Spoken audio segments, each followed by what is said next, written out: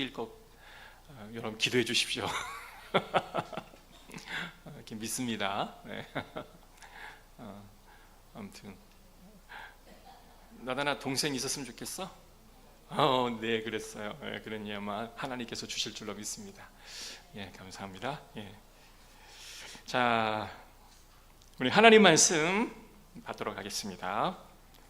마태복음 3장 1절입니다. 마태복음 3장 1절 6절까지 교독합니다. 그때에 세례 요한이 이르러 유대 광야에서 전파하여 말하되, 그는 선지자 이사야를 통하여 말씀하신 자라. 일러스되 광야에 외치는 자의 소리가 있어 이르되 너희는 주의 길을 준비하라. 그가 오실 길을 곧게 하라 하였느니라.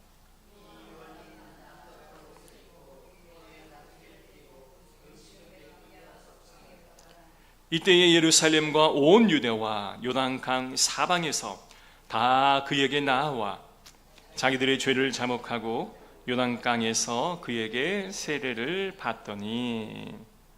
아멘. 자, 지난주에 초반에는 굉장히 더웠어요. 그리고 비가 굉장히 많이 왔어요. 또 이제 장마가 다시 고개를 들었다라고 할 만큼 비가 굉장히 많이 왔는데요. 지난 여러분이 기도해 주신 덕분에 이제 나단이가 군대를 잘 입대를 했습니다. 그래서 월요일 날 아마 가장 더웠던 날이 아닌가 싶어요. 한 36도를 이렇게 올라가는 날씨였는데 아무튼 잘 입대를 했습니다. 저희가 좀 일찍 갔어요. 좀 일찍 도착을 해야 되겠다 싶어서 한 2시간 전에는 도착을 해야 혹여나 중간에 무슨 일이 있거나 하면 대처할 수가 있지 않겠나 싶어서 일찍 이제 출발을 했습니다. 이제 식당도 제가 좀 검색을 해서 중간에 이제 식사를 하려고 식당에 들어갔는데 맛있는 밥이잖아요, 그죠? 밥이 맛있어요, 맛이 없어요? 별로 맛이 없어요, 그죠? 음식은 맛있는 음식 같은데 저야 맛있죠. 제가 군대를 들어갈 사람이 아니기 때문에. 근데 앞에 있는 아들 녀석은 별로 맛이 없는 것 같더라고요. 군에 입대한 청년들의 마음이 다 그렇지 않을까 싶습니다. 진수성찬을 받아도 그 음식이 맛이 있을까요? 맛을 못 느끼겠죠. 그냥 모래를 씹는 것 같기도 하고, 평소에는 즐겨 먹었던 음식도 군 입대 전에 먹는 음식은 아마 모래알을 씹는 것 같은 그런 음식이 되지 않을까 싶습니다. 제가 어떻게 아냐고요? 저도 경험을 해보았기 때문에 그렇습니다.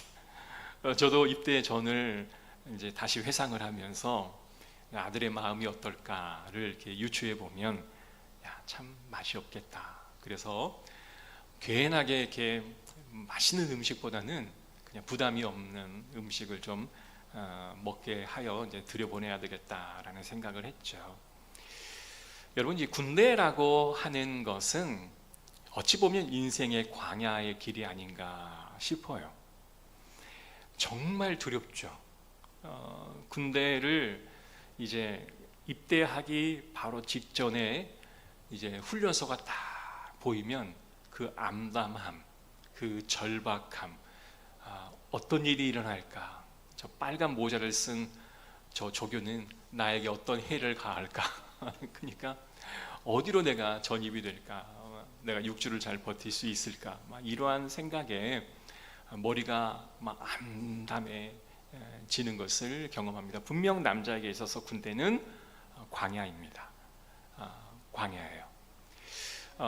그날 그 징집되어서 온, 그리고 모집되어서 온 그 청년들이 1,700명이었어요. 어마어마하죠. 논산 훈련소에 1,700명이 모인 거예요. 근데 1,700명 또 가족들, 연인들, 형제들이 다 왔을 거 아니겠어요? 그러니까 수천 명이 그 연무대에 쫙 모였던 거죠. 그런데 청년들의 모습들을 제가 하나씩 다 살펴보니까요, 우리 아들과 똑같은 표정에 아들과 똑같은 감정을 가지고 있는 것 같더라고요. 애써 괜찮은 것 같은 표정을 보이지만 전혀 괜찮지를 않았던 거예요. 왜냐하면 광야에 선 자의 표정은 똑같은 겁니다. 자, 이 광야에 선 이 사병들이 이제 다 모집이 되고 이제 같이 모였을 때 이제 가족들이 막 서로 이제 막 안녕하고 이렇게 헤어지죠. 뭐 사모님이야 뭐 말할 것 없이 막 이제 눈물도 흘리고 저도 막 짠하더라고요. 근데 제가 보니까 저와 우리 아들을 비교해 보니까 아들이 좀 더 낫다라는 생각이 들어요. 저는 굉장히 많은 눈물을 흘렸던 기억이 납니다만은 아들은 담담히 들어갔습니다. 왜 그럴까? 광야 앞에 선 그 두려움이 어떤 이별보다는 더 큰 무게감이 아니었을까라는 생각이 들어집니다. 가족과 헤어질 때는 눈물이 나지만 이 광야 앞에 딱 서면 헤어짐보다는 그 두려움이 더 큰 것 같아요. 막막함이 더 큰 것 같습니다. 그래서 저보다는 더 듬직하더라라는 생각을 제가 해보았습니다. 여러분 인생 가운데 이런 광야를 모두가 다 경험을 해보았을 거예요. 여러분 길을 지나가는 사람, 주변에 있는 직장 동료 사람들에게 그렇게 한번 질문해 보십시오. 당신의 삶은 지금 어디에 있습니까? 광야 아닙니까? 그러면 대부분이 맞습니다. 저의 삶은 광야입니다 라고 대답하는 사람들이 굉장히 많아요. 삶을 살아가면서 특히 신앙인들도 아무렇지 않은 척하고 우리는 예배하고 살아가고는 있지만 나름대로 다 광야의 길을 걷고 있는 것이 아닌가라는 생각이 들 정도로 그들의 어려움은 분명히 있다라는 것입니다. 겉으로는 괜찮아질 거야, 좋아질 거야 라고 말하지만 군대에 입대한 청년들의 그 암담한 마음의 모습이 우리의 모습일 때도 있다라는 거예요. 여러분 광야라고 하는 것은 좋은 의미로 사용하는 적은 별로 없습니다.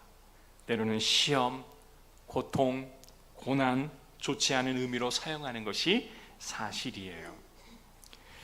심지어는 어린이 나단이에게 야 너의 삶이 힘들지 않니? 라고 물어보면 힘들어요 라고 대답할 수 있어요. 왜냐하면 저 나이도 힘든 것이 분명히 있기 때문에. 뒤에 있는 한나에게도 물어보면 아직 커뮤니케이션이 잘 안 되지만 네 삶이 힘들지 않니? 그러면 힘들어요 라고 대답할 것 같아요. 사모님이 너무 뽀뽀를 자주 해요. 피곤해 죽겠어요. 그렇게 대답할 것만 같아요. 아니 먹고 싶은데 먹지 못하게 해요. 이러한 이야기를 하지 않을까 싶기도 합니다.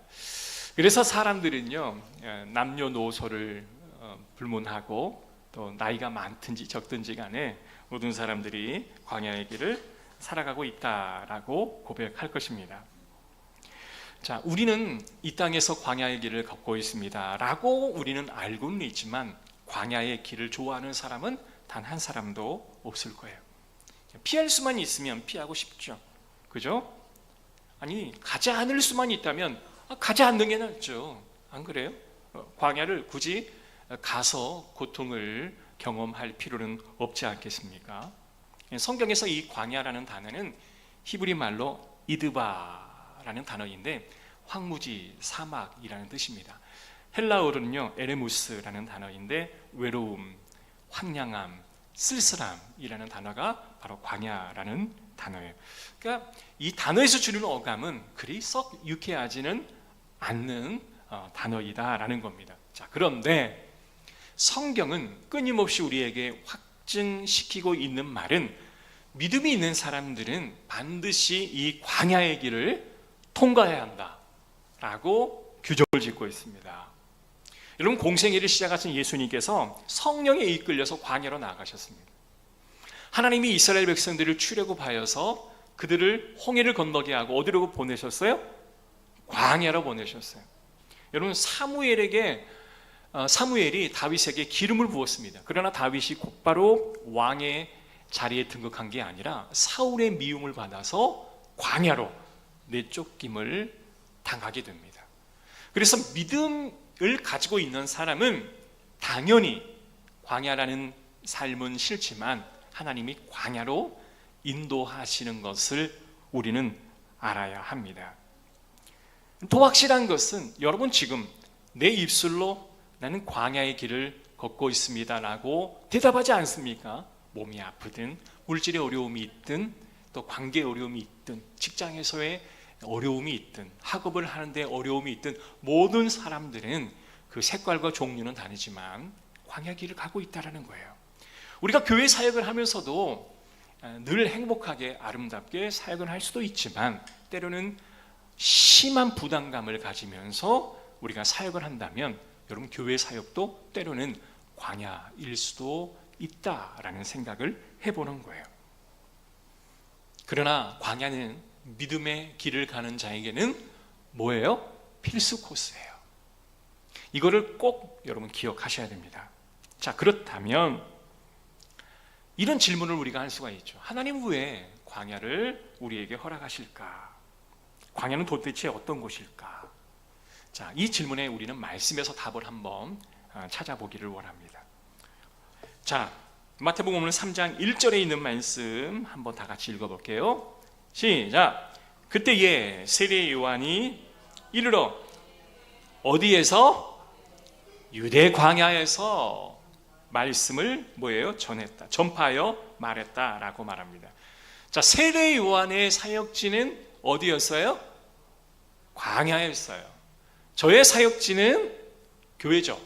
그리고 세상이죠. 전에는 뭐 병원이기도 했고 또 가르치는 현장이기도 했지만 세례 요한의 사역지는 광야였어요. 3절입니다. 함께 읽습니다. 그는 선지자 이사야를 통하여 말씀하는 자라. 일러스되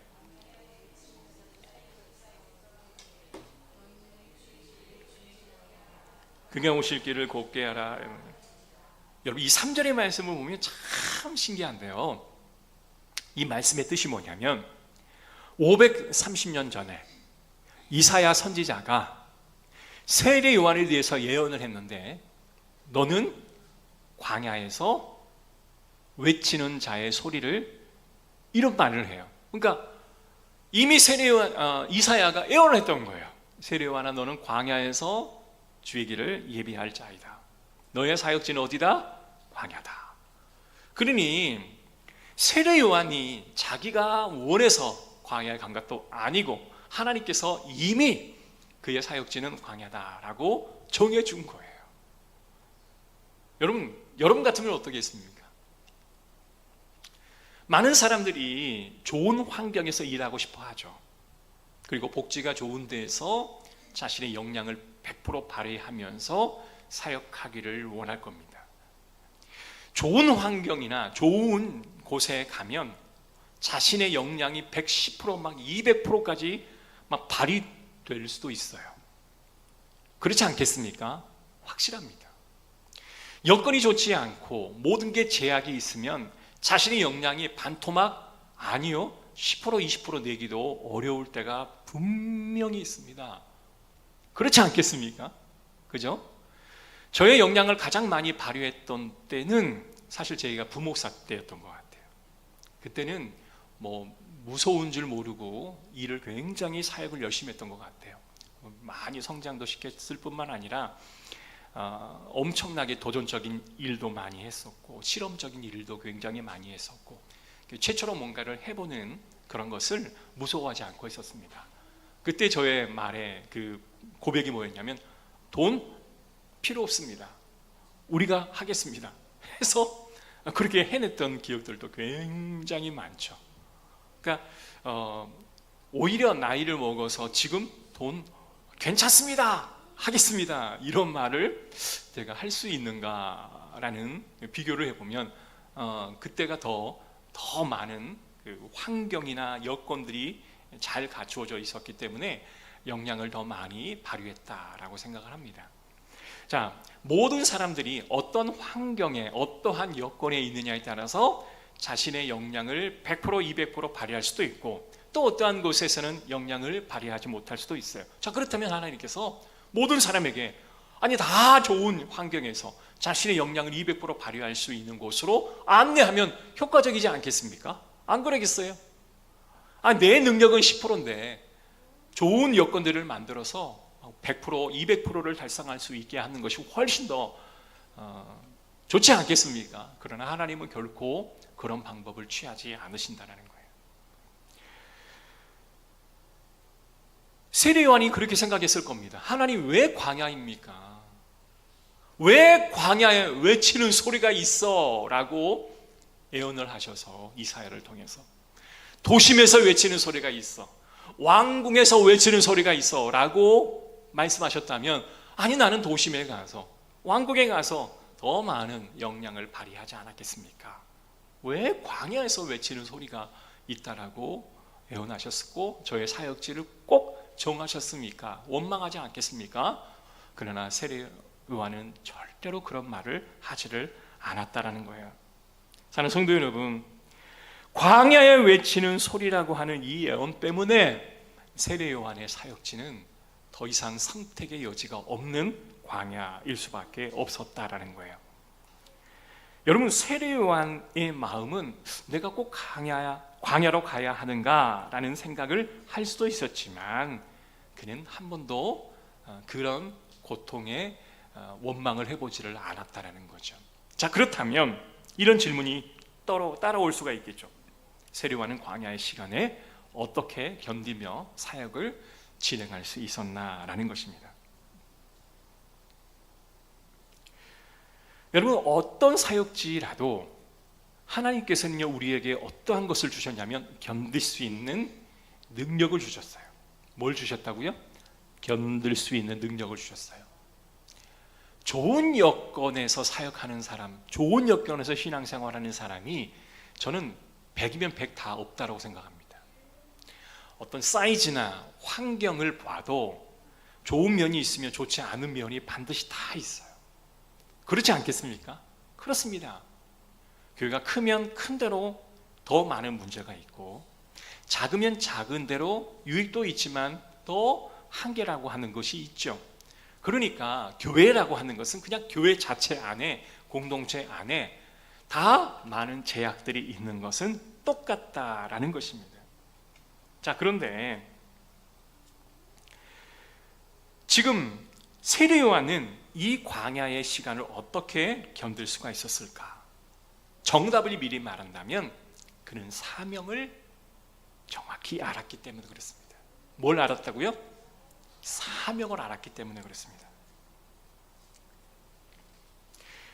세례 요한이 그곳에서 견딜 수 있었던 것은 하나님께서 그에게 허락하신 사명이 곧 광야에 있음을 정확히 알았습니다.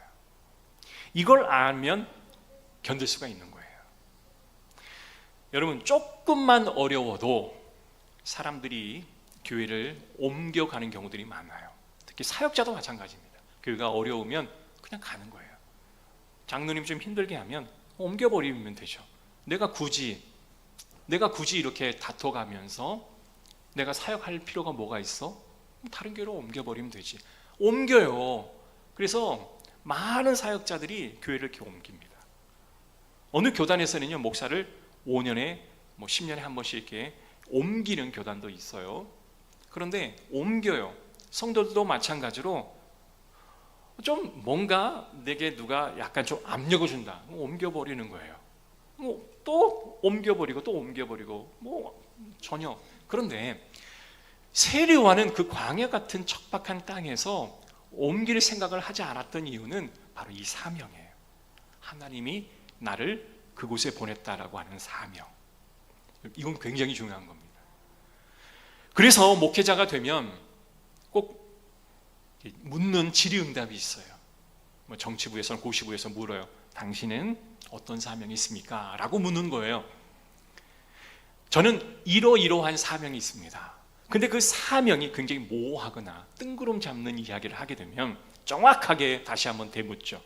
당신의 이야기를 들으면 좀 뜬구름 잡는 것 같은 느낌이 듭니다. 당신의 구체적인 사명은 뭡니까? 라고 말하면 저의 사명은 바로 이것입니다. 하나님이 나를 이거를 하기 위해서 나를 이곳에 보냈습니다 라고 하는 정확한 부르심의 사명이 고백되어지면 오케이, 좋습니다. 그거 변치 마십시오. 이것은 하나님이 당신께 주시는 사명이니 이 마음이 결코 변해서는 안 됩니다. 아무리 어려운 일이 있더라도, 아무리 광야에 당신이 처할지라도 절대로 이것을 어겨서는 안 됩니다 라고 말해주는 거예요. 힘듦을 견딜 수 있는 것은 바로 사명이에요. 그런데 사명이 흐리면 옮겨버리는 거예요. 하나님이 나를 이곳에 보냈다라고 하는 사명이 정확하면 여러분 이곳을 붙드는 거죠. 할렐루야. 이러한 마음이 우리 가운데 있기를 주의 이름으로 축복합니다. 세례 요한은 광야가 내 사명지였다. 왜? 하나님께서 이사야를 통해 530년 전부터 내게 이미 정해주신 사명은 바로 이곳이었다라고 하는 확고한 그런 붙듦이 있었기 때문에 그는 그 자리를 견딜 수 있었다라는 것입니다. 그는 원망하지 않고 후회하지 않고 불평하지 않는 이유는 뭐예요? 사명입니다. 하나님, 나 이 사역을 하나님이 사명으로 허락하여 주셨기에 나 이거 감당하고 있어요. 조금 어려운 일이 있을 수 있죠. 뭐 사람들이 좀 힘들게 할 수 있죠. 아니, 지나가는 사람이 눈을 조금 힐길 수도 있죠. 그죠? 내가 기도했는데 기도가 응답 안 될 수도 있죠. 좀 물질적으로 어려울 수도 있죠. 그러나 이곳이 곧 내 사명지입니다 라고 확신하면 우리는 그 사명지를 지킬 수가 있는 거예요. 사랑하는 성도 여러분, 하나님의 부르심과 확신의 소명이 저와 여러분 가운데 새겨지기를 주의 이름으로 축복합니다. 2절 보십시오. 회개하라, 천국이 가까웠느니라. 어떻게 말했을까요? 세례 요한이요? 회개하라, 천국이 가까웠느니라 이렇게 말씀했을까요? 회개하라, 천국이 가까웠느니라 아주 힘차게 외치지 않았겠습니까? 근데 자기 이야기를 듣는 사람은 아무도 없어요. 아니, 빈들인데, 광야인데 회개하라, 천국이 가까웠느니라 라고 말하면 고작 그 광야로 말씀을 듣기 위해 온 몇몇의 사람들이 들을 거예요. 아니라 차라리 성 위에서 많은 사람이 오고 가는 그곳에서 회개하라, 천국이 가까웠느니라 라고 말했다면 훨씬 더 많은 역사가 일어나지 않았겠습니까? 그러나 하나님은 그렇게 하지 않으셨다는 거예요. 자기의 소리를 별반 들어주지 않을 사람들 앞에서 힘차고 강한 오조로 이 말씀을 선포했을 때 그들이 변화를 받아 회개하는 역사가 일어났고, 또 그들이 또 누군가에게 전하여 회개하는 역사가 이렇게 도미노처럼 막 활화산처럼 막 타오르는 엄청난 일들이 일어나게 되었다라는 것입니다.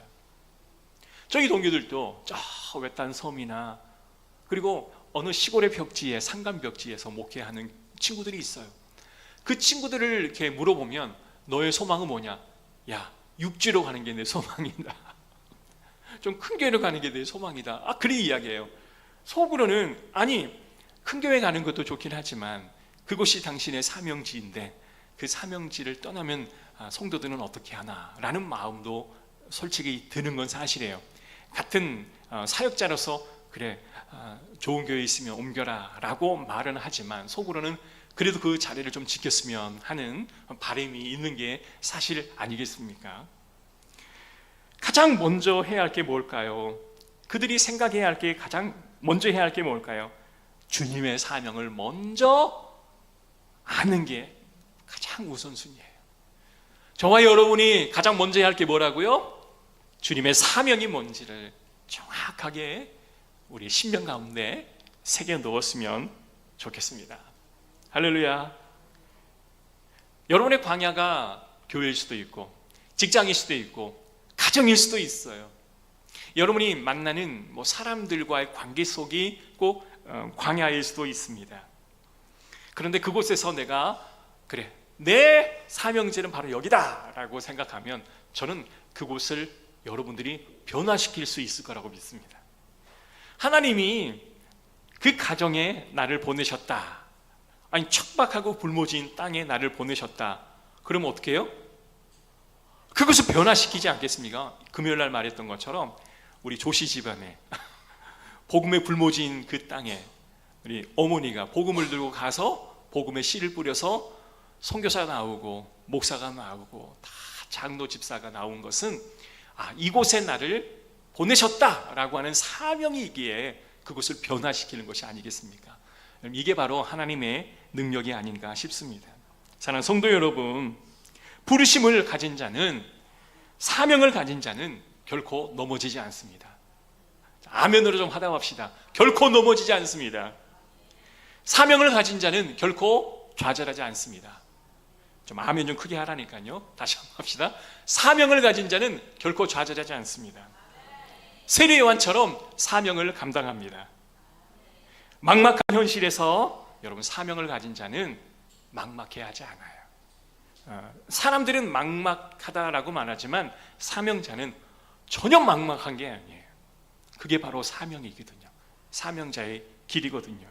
소원하기는 광야의 자리에서 여러분의 사명을 발견하고 그 사막에서 순종함으로, 그 소명의 사명의 순종함으로 광야를 이겨내시기를 주의 이름으로 축복합니다. 자, 아까 말했던 것처럼 한번 생각해 보십시오. 광야에 사람이 많았더라면 얼마나 좋았을까. 제 아무리 큰 소리로 외친다 할지라도 들어주는 사람이 별로 없으니, 그런데 그 외침은 주님만을 간절히 의지할 수밖에 없는 외침이었을 것입니다. 세례 요한은 철저히 주님을 의지하고 외쳤던 외침이었을 것입니다. 자, 5절의 말씀 한번 읽어볼게요. 자, 시작.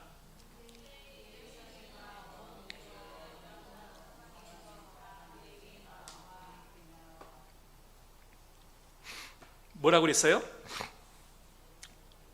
예루살렘의 온 유대와 요단강 사방에서 다 그에게 나왔다. 그가 외칠 때에 막 사람들이 다 나온 거예요. 놀라운 은혜를 경험했던 거죠. 세례요한이 광야에서 불평하지 않고 묵묵히 사명 감당하고 들어주는 이 없을 때 외칠 때 하나님께서 그에게 놀라운 일들을 경험하게 했어요. 뭘요? 기적을 경험하게 했던 거예요. 기적을 경험하게 했던 거예요. 세례요한이 눈을 떠보니까 막 사람들이 막 몰려오는 거예요. 그죠? 온 유대와 많은 곳에서 사람들이 몰려오는 거예요. 여러분, 사명을 감당하다 보면 하나님께서 뭘 허락하시냐? 기적을 허락하십니다. 기적. 아멘? 기적을 허락하셔요. 그래서 사명자는 반드시 이 기적을 경험할 수 있어야 하는 것입니다. 그래서 두 번째, 이 광야에서 견딜 수 있는 것은 바로 기적을 경험하는 거예요. 철저히 주님을 의지하고 주의 일을 감당하면 하나님이 선물처럼 허락해 주시는 것이 바로 기적인 것입니다. 여러분, 이 기적을 꼭 경험하시기를 주의 이름으로 축복합니다. 여러분에게 허락하신 사명의 자리에서 묵묵히 그 사명 잘 감당하시다 보면 하나님은요, 기적을 허락해 주시는데 다른 사람은 몰라요. 누가 알아요? 내가 알아요. 하나님께서 기적을 허락해 주고 계시는 것을 누가 알아요? 내가 알아요. 내가 알면 됐죠. 그죠? 내가 알아챌 수 있도록 하나님은 기적들을 허락해 주십니다. 자, 예수님 당시에 어떤 일이 있었냐면 마태복음 14장에 보면 13절에 이런 말씀이 있어요. 예수께서 이르시고 배를 타고 떠나사 따로 빈들에 가시니 무리가 듣고 여러 고을로부터 걸어서 따라간지라. 여기에 빈들이라는 단어가 있는데 이 빈들은 곧 사막이라는 뜻이에요. 광야라는 뜻입니다. 사람이 많지 않는 곳, 그것이 바로 빈들이에요. 예수님이 빈들에 가시니 많은 사람들이 무리가 그 뒤를 따랐습니다. 더 놀라운 것은 앞부분에 뭐가 있어요? 저녁이 되매. 그러니까 예수님을 따라간 많은 사람들이, 여러분, 해가 지면 어디로 가요? 집으로 돌아가야 되는데 그 말씀을 듣다 보니까 해가 저버린 거예요. 저녁이 되어버린 거예요. 근데 이때 예수님은 그 무리를 향하여 아주 측은한 마음을 가질 때에 그들의 배고픔을 해결해 주고 싶었습니다. 어떤 사람들은 돈으로 즉각적인 계산을 합니다. 주님, 이들을 먹이기 위해서는 이 정도의 돈이 필요하겠습니다. 또 기가 막힌 아이디어를 또 내는 사람이 있어요. 주님, 이들을 빨리 집으로 돌려보내서 밥을 먹게 하고 다시 돌아오게 하십시다. 이게 가장 현실적입니다. 돈도 없고 음식도 없으니 집에 가게 하는 것이 옳습니다. 그런데 예수님께서는요, 누구나 취할 수 있는, 누구나 받아들일 수 있는 답을 주시는 것이 아니라 그때 따라왔던 남자만 5,000명인 그리고 수없이 많은 무리들을 일제히 앉게 하심으로 하나님은 오병이어의 기적을 베풀어 주시는 거예요. 기적을 베풀어 주시는 것입니다. 여러분, 뻔한 결과를 허락해 준 것이 아니었어요. 뻔한 결과를 예수님이 행하신 게 아니라 모든 사람들이 상상할 수 없는 방법으로 기적을 허락해 주셨는데, 여러분, 그 기적이 우리에게도 있기를 주의 이름으로 축복합니다. 저와 여러분의 사는 곳에 그 기적이 반드시 일어날 것인데, 그 기적을 경험하는 저와 여러분 되시기를 주의 이름으로 축복합니다. 자, 광야에서 해야 될 두 가지가 뭐였어요? 첫 번째, 사명을 알고 감당하십시오. 두 번째는 주님을 더욱더 의지함으로 기적의 주인공이 되십시오. 이 두 가지를 여러분 꼭 기억하셨으면 좋겠습니다. 자, 그러면 좀 더 해봅시다. 여기서 끝나도 되는데, 자, 5절의 말씀 한번 읽어볼게요. 자, 시작. 이때에 예루살렘과 온 유대와 요단강 사방에서 다 그에게로 나와. 자, 세례 요한의 그 있는 곳에 많은 무리들이 따라갔어요. 자, 마태복음 11장 7절을 제가 한번 읽어드릴게요. 그때 세례 요한에게도 말씀하시지만 따라가는 무리에게도 하나님이 말씀해 주시는 부분이 있습니다. 그들이 떠나매, 이 그들이 떠나매라는 이 그들은 요한의 제자들입니다. 예수께서 무리에게 요한에 대하여 말씀하시되 너희가 무엇을 보려고 광야에 나갔더냐? 바람에 흔들리는 갈대냐? 자, 보십시오. 8절입니다. 그러면 너희가 무엇을 보려고 나갔더냐? 부드러운 옷 입은 사람이냐? 부드러운 옷을 입은 사람들은 왕국에 있느니라. 9절. 그러면 너희가 어찌하여 나갔더냐? 선지자를 보기 위함이었더냐? 옳다. 내가 너희에게 이르노니 선지자보다 더 나은 자니라.